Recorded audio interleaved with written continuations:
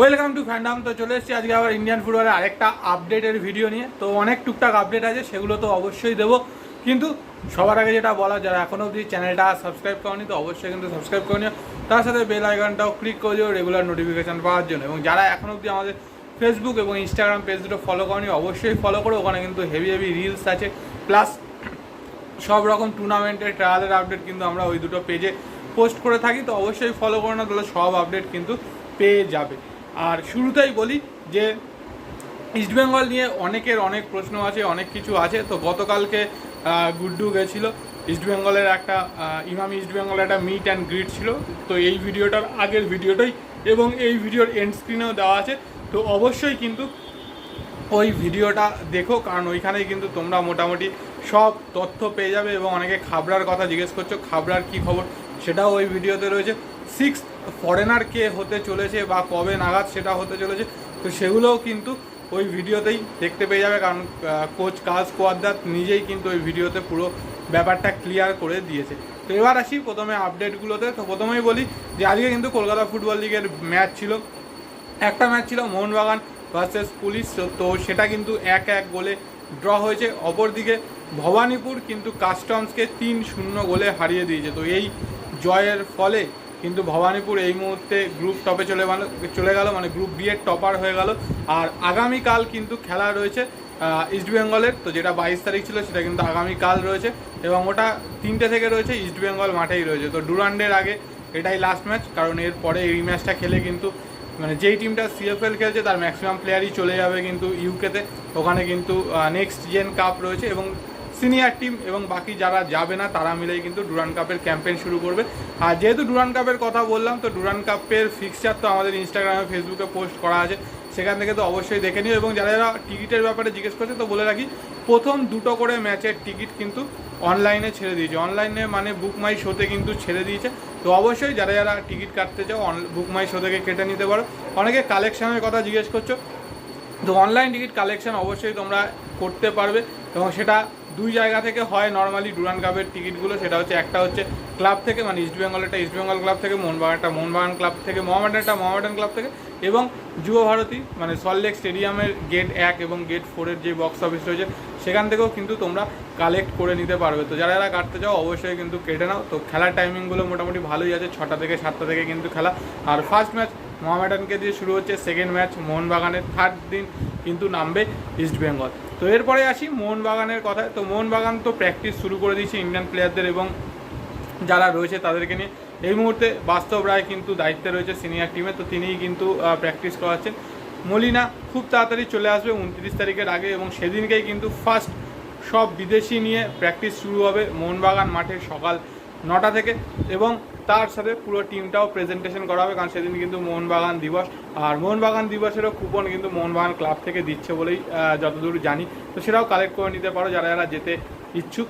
তো এবার আসি বাকি আপডেটগুলোতে। তো মোহনবাগানের তো মোটামুটি টিম কনফার্ম হয়ে গেছে, ম্যাকলারেন অ্যানাউন্সমেন্ট হয়ে গেছে 4 বছরের ডিলে। তো অস্ট্রেলিয়া মানে এ লিগের top all time top scorer, তো তাকে কিন্তু সাইন করেছে। তো বুঝতেই পারছো যে অ্যাটাকিং লাইন আপটা কী হতে চলেছে। গ্রেগ স্টুয়ার্ট, দিমিত্রি কামিংস, তার সাথে কিন্তু ম্যাকলারেন, মানে 4 জন একদম অসাধারণ হাইফাই লেভেলের প্লেয়ার। তো বুঝতেই পারছো, তো সেই জায়গা থেকে দেখা যাক আলটিমেট কীরকম পারফরমেন্স করতে পারে। এবার আসি মোহামেডানের কথা। তো মোহামেডানকে নিয়ে অনেকেই জিজ্ঞেস করছে, তো মোহামেডানের যেই টিমটা সিএফএল খেলছে সেইখানের কিছু প্লেয়ার এবং বাকি কিছু সিনিয়র প্লেয়ার নিয়ে কিন্তু তারা ডুরান্ড অভিযান শুরু করবে। তো মোস্ট প্রবাবলি ডুরান্ডের আগে হয়তো মোহামেডানের হেড কোচ চেন্নবিসও হয়তো চলে আসবে বলেই কিন্তু খবর।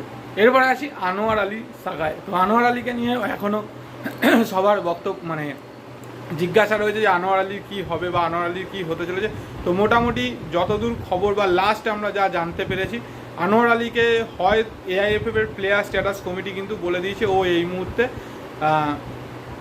দিল্লি এফসির প্লেয়ার। তো সেইটা অফিসিয়ালি হয়তো অ্যানাউন্সমেন্ট করেও দেবে বা অফিসিয়ালি হয়তো মেল করেও জানিয়ে দেবে।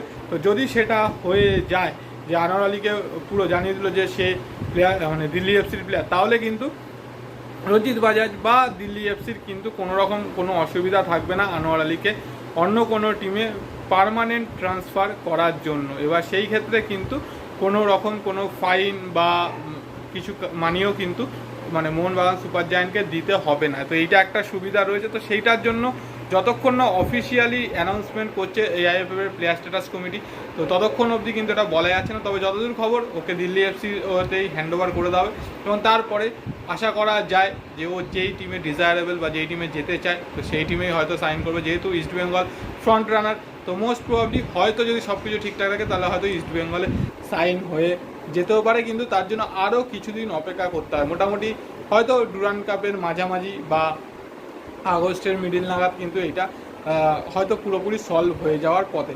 আর একদম শেষে আসি, সেটা হচ্ছে ইস্টবেঙ্গলের 6th ফরেনার কে হবে। তো ভিডিওর শুরুতেই বলেছি যে গতকালকে যেই ভিডিওটা গুড্ডু করেছে ইস্টবেঙ্গলের মিট অ্যান্ড গ্রিটের, তো সেইখানে কিন্তু কোচ কার্ল স্কোয়ারদাল বলেছে যে অনেক বিদেশিদের সাথেই কিন্তু কথাবার্তা হয়েছে এবং অনেকের সাথে কথাবার্তা অনেক দূর অবধি এগিয়েছে। মোটামুটি যা তিনি বলেছেন তার সারমর্ম হচ্ছে যদি সব কিছু ঠিকঠাক থাকে হয়তো আগস্ট মাসের ফার্স্ট উইকের মধ্যে 6th ফরেনার ফাইনালাইজড হয়ে যাবে এবং তারপরে সেটা অ্যানাউন্সমেন্ট করে দেওয়া হবে। এবং মোটামুটি আগস্টের 18 তারিখের আগে যতদূর মানে জানা গেছে বা গতকালকে মানে অনুষ্ঠান থেকে জানতে পেরেছি যে আগস্টের 18 তারিখ মানে যেদিন হচ্ছে এএফসি কোয়ালিফায়ারটা রয়েছে, তো তার আগেই কিন্তু সেই বিদেশি হয়তো কলকাতায় চলে আসবে এরকমই খবর। এবং যতদূর শোনা যাচ্ছে যথেষ্ট ভালো মানের এবং যথেষ্ট এক্সপিরিয়েন্স একজন বিদেশির সাথে কথাবার্তা বলা হচ্ছে, কিন্তু ওই যে বলেছেন অনেকজনের সাথেই কথাবার্তা হয়েছে। তো দেখা যাক, আশা করা যায় তিনিও হয়তো স্প্যানিশই হবেন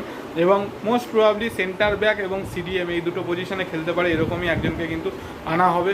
তো যতক্ষণ না আসছে ততক্ষণ কিছু বলার নেই। তো আশা করা যায় যে খুব তাড়াতাড়ি কিন্তু ইস্টবেঙ্গলের 6th ফরেনার কনফার্ম হয়ে যাবে। তো দেখা যাক কতক্ষণ সময় লাগে বা কতদিন সময় লাগে। আর মোহনবাগানের তো অলমোস্ট টিম হয়ে গেছে, মোহামেডানের টিম হয়ে গেছে, আর বাকি কিন্তু সবাই টিম গুছিয়ে নিচ্ছে। যেমন Xavi Hernandez most probably Bengaluru FC থেকে বেরিয়ে কিন্তু জামশেদপুরে যেতে চলেছে মোটামুটি যতদূর খবর। এবং বোরজা হেরেরা ইস্টবেঙ্গল নিয়েছিল হায়দ্রাবাদ থেকে, তাকে কিন্তু এফসি গোয়া একদম পার্মানেন্ট কন্ট্রাক্টে কিন্তু সাইন করিয়ে নিয়েছে, পার্মানেন্টলি সাইন করিয়েছে। এবং তার সাথে বলে রাখি আজকেই কিন্তু হায়দ্রাবাদ এফসি আরও একটা ব্যান খেয়েছে ফিফার তরফ থেকে, টোটাল এই নিয়ে 10 নম্বর ব্যান খেলো। কিন্তু যতদূর খবর হায়দ্রাবাদের তরফ থেকে কিন্তু এখনও অবধি কোনো রকম সেই ব্যানগুলো ওঠানোর বা পেমেন্ট ডিউ যেগুলো রয়েছে সেগুলো করার কিন্তু কোনো রকম কোনো ব্যবস্থা নেওয়া হয়নি। যদি সেগুলো না করা হয়, যদি ডুরান্ডে সেইভাবে টিম নামাতে না পারে বা ঠিকঠাক না থাকে, তাহলে আশা করা যায় যেই সমস্ত প্লেয়ারের রিউমার ছিল যারা অন্যান্য টিমে যেতে চায়, তো আশা করা যায় তারা কিন্তু সেই সব টিমে অলরেডি বেরিয়ে যেতে শুরু করবে।